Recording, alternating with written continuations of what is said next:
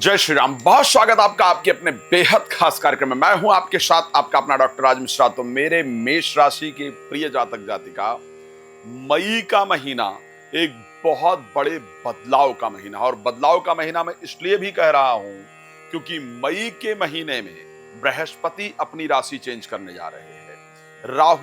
राहु और केतु दोनों प्लैनेट अपनी राशि चेंज करने जा रहे हैं। इवन सूर्य जो है वो वृष राशि के अंतर्गत प्रवेश कर जाएंगे। सूर्य अपनी राशि चेंज करेंगे ही। बुध मई के महीने में 2-3 बार राशि चेंज करेंगे, और इसका प्रभाव आपके जीवन पर ना पड़े ये असंभव है। इसका प्रभाव आपके जीवन पर पड़ेगा ही पड़ेगा, इस बात को ध्यान रखिएगा।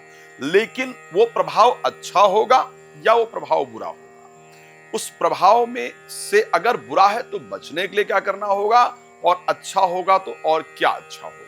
तो इन सभी विषयों पर आज मैं इस कार्यक्रम में आपको विशेष जानकारी देने के लिए तैयार हूं। आपके लिए ये सुनना बहुत इंपॉर्टेंट है, क्योंकि आप एक तो 7.5 आपकी नई नई प्रारंभ हुई है। दूसरा, क्योंकि 12th हाउस के अंतर्गत जो प्लैनेट का एक कॉम्बिनेशन बना हुआ था, वो कॉम्बिनेशन अब धीरे धीरे करके बदलता जा रहा है। तो ये परिवर्तन, और स्पेशली आपके लिए तो मैं बहुत एक चीज कह सकता हूं कि राहु एकादश भाव के अंतर्गत चले जाएंगे। ये एक बहुत बड़ा परिवर्तन हो रहा है, और एस्ट्रोलॉजिकल जगत के लिए इसको बहुत बड़ा परिवर्तन कहा जाता है। तो मैं आपको एक बात बताऊं, सारी चर्चाएं आपको बताऊं, सब कुछ बताऊं, उससे पहले कहना चाहूंगा कि यदि आप श्री राम कथा, श्रीमद् भागवत कथा, श्री शिव महापुराण की कथा आप चाहते हैं कि मेरे द्वारा संगीतमय हो, आनंददायक हो, लोगों को लाभ देने वाली हो, तो आप उसके लिए मेरे संस्थान में संपर्क कर सकते हैं। मेरे साथ आप उसके लिए संपर्क कर सकते हैं। अगर आपको लगता है कि मुझसे पर्सनली आपको बात करना है तो कॉल अपॉइंटमेंट लेकर बात कर सकते हैं। रात को 9 बजे और दोपहर को 12 बजे मैं आपके लिए लाइव आता हूं, तो आप मुझसे लाइव जुड़ सकते हैं। अभी तक बहुत सारी प्रेडिक्शंस ऐसी रही हैं भगवान की कृपा से जो बिल्कुल सत्य साबित हुई हैं वर्ल्ड वाइज, और पूरे विश्व में लोगों को उसके बारे में पता चला है। चलिए, आखिर मई में ऐसा क्या होने जा रहा है जो आपके लिए बहुत फायदेमंद होगा, उसमें हर एक फील्ड की बात बताऊंगा मैं आपको। प्रेम संबंध में क्या होगा, प्रोफेशनल लाइफ में क्या होगा, नौकरी, बिजनेस, पैसा, और उसके साथ जीवन साथी के साथ संबंध, एजुकेशन, इन सभी विषय पर जो कि विस्तार से चर्चा करने वाली बात है वो बताऊंगा। तो सबसे पहली मैं आपको खुशखबरी देने जा रहा हूं, और वो खुशखबरी उन लोगों के लिए खास करके है जो लोग स्पेशली शेयर मार्केट में इन्वेस्टमेंट करने को लालायित रहते हैं। ये अप्रैल की खुशखबरी देने जा रहा हूं। जो लोग शेयर मार्केट, लॉटरी, सट्टा इत्यादि के माध्यम से पैसा कमाते हैं, या बिचौलिए का काम करके पैसा कमाते हैं, कमीशन बेस पर जो लोग काम करते हैं, आप सभी के लिए एक बहुत अच्छी खबर है। और वो खबर आपके लिए ये है कि राहु आपके 11th हाउस में गोचर करने आ जाएंगे। आएंगे 18 मई को, ध्यान रखिएगा। 18 मई को राहु का ट्रांजिट हो जाएगा, और वो आपके 11th हाउस यानी 11वें भाव में गोचर करेंगे। पंचम भाव में केतु गोचर करेंगे। तो जो सबसे पहला विषय है कि यहाँ पैसा आपको, स्पेशली शेयर मार्केट, लॉटरी, सट्टा, इलीगल जितने वेज हैं, मैं बड़ा लाइजनिंग का अगर वर्क है तो जितने इलीगल तरीके हैं जिनको हम संवैधानिक तरीका नहीं कह सकते हैं, वहां से रिश्वत इत्यादि, यहां से आपको पैसा मिलेगा ही मिलेगा, पैसा आएगा ही आएगा। ये परिस्थिति आपके लिए जरूर रहेगी। पर हमें ये नहीं भूलना होगा कि साथ में 11th हाउस के स्वामी शनि 12th हाउस में गोचर कर रहे हैं, तो पैसा आएगा तो, लेकिन जाने के भी बहुत रास्ते खोल करके रखेंगे। तो कृपया सावधानी के साथ पैसे को कमाएं और खर्च करने पर विशेष ध्यान दें। मैं एक बात बहुत क्लियरिटी से कहना चाहता हूं, और क्योंकि आप लोग मेरे परिवार के लोग हैं तो मैं बड़ा जानकारी जुटा करके बड़े रिसर्च के साथ कहना चाहता हूं। स्पेशली जो लोग रिश्वत का पैसा इत्यादि लेते हैं, क्लियर बता रहा हूं भाई, रिश्वत का जो लेन देन है वहां पर बड़ा सावधान रहिएगा भाई, क्योंकि राहु 11th हाउस में आ जाएंगे और शनि 12th हाउस में होंगे, तो कहीं ना कहीं फंसने का डर जरूर रहेगा। तो कृपया उस कार्य को सावधानी पूर्वक कीजिएगा। बट फाइनेंशियली मैं आपको स्ट्रांग देख पा रहा हूं, ये मेरे लिए एक अच्छी बात है। और मैं एक बेहतर तरीके से इसको देख पा रहा हूं।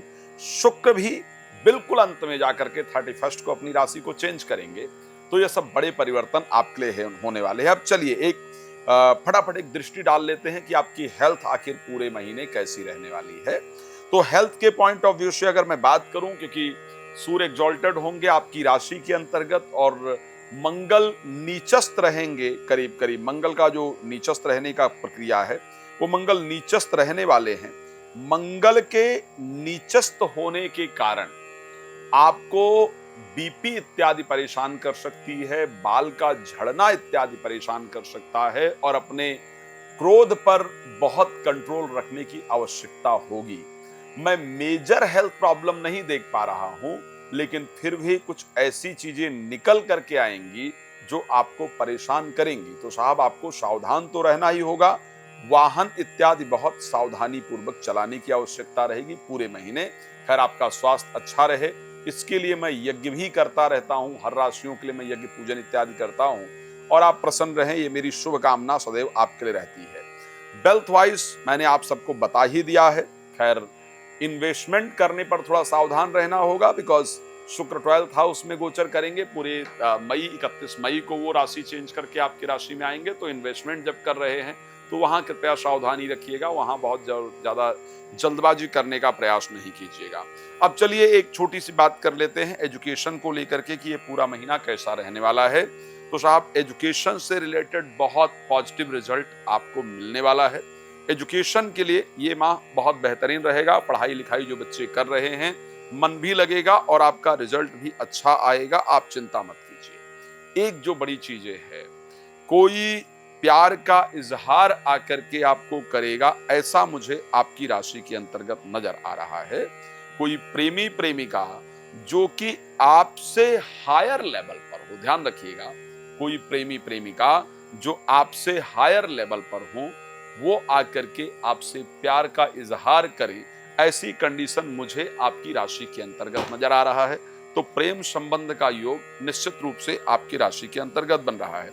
एजुकेशन, वेल्थ, प्रेम और हेल्थ हो गई। अब एक इंपॉर्टेंट पार्ट है साहब, जिसको हम नौकरी और बिजनेस कह सकते हैं। क्या नौकरी और बिजनेस में कोई परिवर्तन दिख रहा है? नहीं, वहां पर कोई बहुत बड़ा परिवर्तन होता हुआ नजर नहीं आ रहा है। एज यूजुअल थोड़ा बिजनेस बढ़ेगा जिस कारण से पैसा आएगा, लेकिन कोई बहुत बड़ा परिवर्तन की मतलब नौकरी छोड़ करके बिजनेस, हाँ ये बहुत सारे लोग विचार कर रहे हैं कि नौकरी छोड़कर मुझे बिजनेस की तरफ जाना है। आप जब मेरी वीडियो देख भी रहे हैं ना, तो आपके मस्तिष्क में ये चल रहा है कि नहीं, मुझे अब नौकरी परिवर्तित करनी है और बिजनेस की तरफ अपने आप को मूव ऑन करना है। तो इस प्रकार की बहुत सारी विचारधारा आपके मस्तिष्क में चलती हुई मुझे नजर आ रही है। पर इस महीने वो पॉसिबल हो पाए कि हम नौकरी से बिजनेस की तरफ चले जाएं, वो कंडीशन मुझे थोड़ी मुश्किल से नजर आ रही है। तो इसलिए नौकरी या बिजनेस जो आप कर रहे हैं उसी को कंटिन्यू रखिए, चेंज करने की आवश्यकता नहीं है।